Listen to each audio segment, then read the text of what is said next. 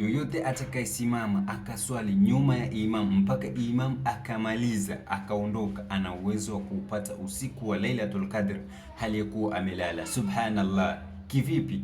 Hakikisha unafuatilia mpaka mwisho na unazingatia.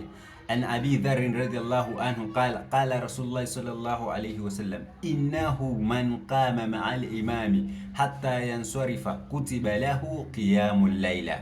Sikiliza kutoka kwa Abu Dharr radhiyallahu zimwende yeye, kasema Bwana Mtume Muhammad sallallahu alayhi wasallam, hakika yoyote atakayesimama nyuma ya imam akaswali mpaka wakamaliza imam akaondoka, ataandikiwa ujra wa kuswali usiku mzima, hata akiwa amelala ataandikiwa ameswali.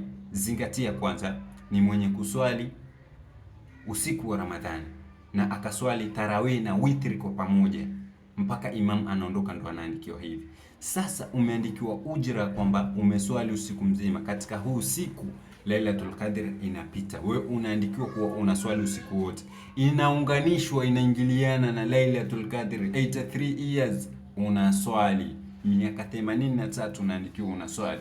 Ndugu yangu, wewe una miadi gani na Allah kufikisha miaka 83 generation? Ukifika tu 50 kwingine bonus, wendi pahali. Mpaka mimi mwenyewe nasikia raha. Na ndio maana Allah kaika ugumu, watu wanaswali raka mbili, watu wanatoroka. Mtu yaswali sijui raka mbili za kwanza za pili.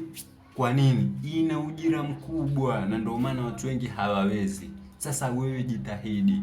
Swali, nenda jitarisha, swali isha. Tulia, piga tarawih yako na witri kwa imani kuwa una perform kwa ajili ya Allah subhanahu wa ta'ala. Usiku wa Lailatul Qadr unapita hali ya kuwa wewe umeandikiwa una uswali ule usiku. Ile swala yako inabebwa na ule usiku, yani zaidi ya miezi 1000. Ndugu yangu, dadangu, unaswali.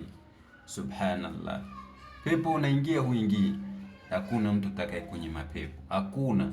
Sasa Uislamu haujamnyima yote rehema. Kuna wengine wanaingia kazini shift za usiku, mtu akaswali akaenda kazini saa 4, peponi ameingia. Sasa wewe Muislamu, hakikisha unawasambazia Waislamu wenzako wengi kama sadaqatul jariyah, na hakikisha unafollow kurasa huu kwa mafunzo zaidi. Zingatia, unajitayarisha, unaswali nyuma ya imam, unaupata usiku wa Lailatul Qadr rahisi. Assalamu alaikum.